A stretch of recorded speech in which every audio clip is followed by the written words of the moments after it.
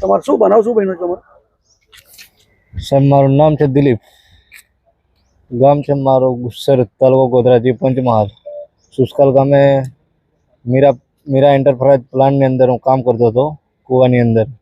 સાહેબે કહ્યું રગડો કાઢવાનું બહાર, તો એટલે મોટર ચાલુ હતી અંદર. 2 કલાક પહેલાં અંદર અમે કામ કરતા હતા. અચાનકથી કરંટ લાગ્યો અમને ત્રણને. અમને ત્રણને પછાડી નાખી દીધા પાણીની અંદર.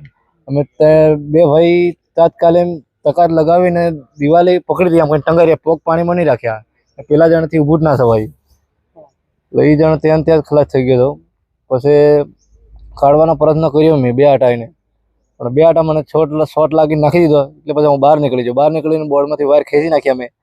ખેંચીને પછી બધાને શીશાયો, બધા ઓપરેટર થા, મશીનના ઓપરેટર બધા સાહેબને બધાને બોલાવ્યા, મારા શેઠને બેટને, આવી રીતે આમ થઈ ગયું. આવ્યા પછી ગોવિંદને બહાર નીકળ્યો, મારા ભાઈને એ મરી ગયો તો એને કૂવામાંથી બહાર કાઢ્યો.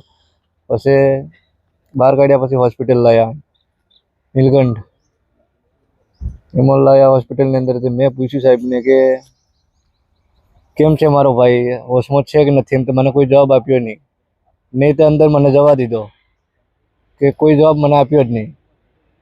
મેં કીધું મારો ભાઈ કયો હોશમાં, એ મને ખાલી બતાડો તો મને અંદર જવા નહીં દો. પછી મારી કંઈથી મોબાઈલ બધું લઈ લીધું.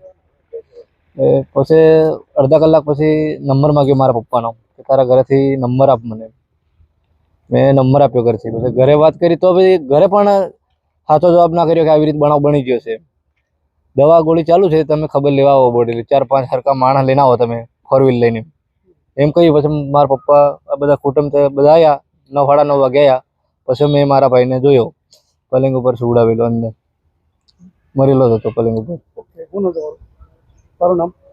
પલાશ દિલીપભાઈ મોદી.